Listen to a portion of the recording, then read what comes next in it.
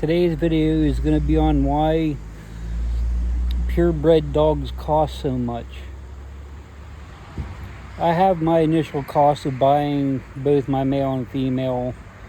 I'm not going to disclose the price that I paid for mine, but you take that into your factor, how much it costs me to feed my dogs every month, the maintenance for my dogs for their flea, tick, heartworm, all that on what it costs me per year. I have 2 Rottweilers, as y'all know, and I go through 50 pounds of dog food every 20 days for 2 dogs. That gets kind of expensive. And that's not counting their other healthy treats and stuff that we give them.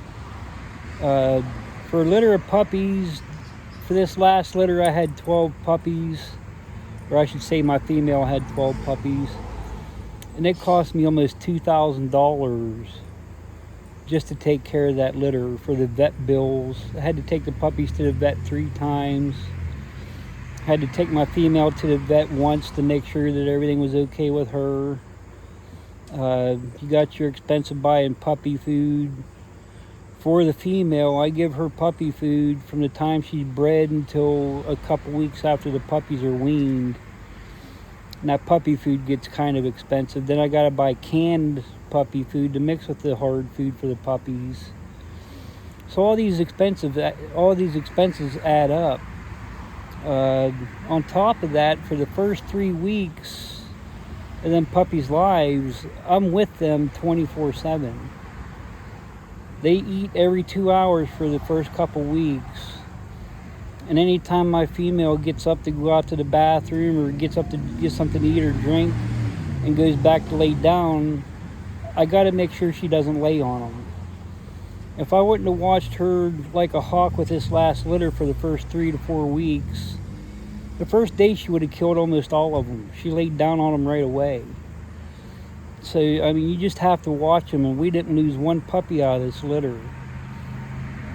So, there's a lot of work in taking care of a litter of puppies that people just don't realize. I mean, could you go 3 or 4 weeks of constantly watching these puppies and make sure that nothing happened to them? To me, it's just not about the money with these puppies. It's also about a dog's life.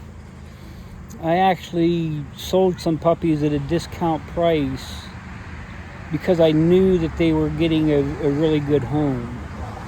So it's not always just about the money. It's about making sure the dog survives and that they have a good home.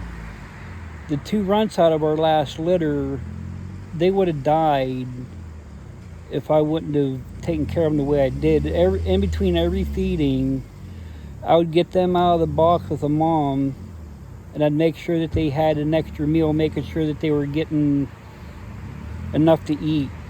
So I was with them doing this all day long. I'd get them out in between them every 2 hours and make sure they were getting their extra food. And they turned out to be really good dogs. I live in northeastern Ohio, and the woman that got them 2 runts, she came from Great Falls, Montana. That's roughly, I think it was 1,800 miles she came. Her mom flew here. And I give her a discount on them puppies because I knew that she was willing to give them a good home if she was going through all that expense to come and get them. And she keeps in contact with me. She sends me videos, and it makes me happy to see that how good a dogs these turned out. If I wouldn't have did this, they would have never survived. So these are the reasons why your puppies can cost a lot. Now I sell my puppies for under $1,000, so they're not thousands of dollars like some of them. Some of these can just be pure greed. When you get up to $3,000 or more a puppy, that to me is just insane. But if you're gonna get into breeding, you can turn around and make your money back. So those are the reasons why they can get very costly. Now, if they're show dogs, of course, then they will have more expenses for them show dogs. But if you guys like my content, like, share, subscribe, and I'll talk to y'all later. Have a good one.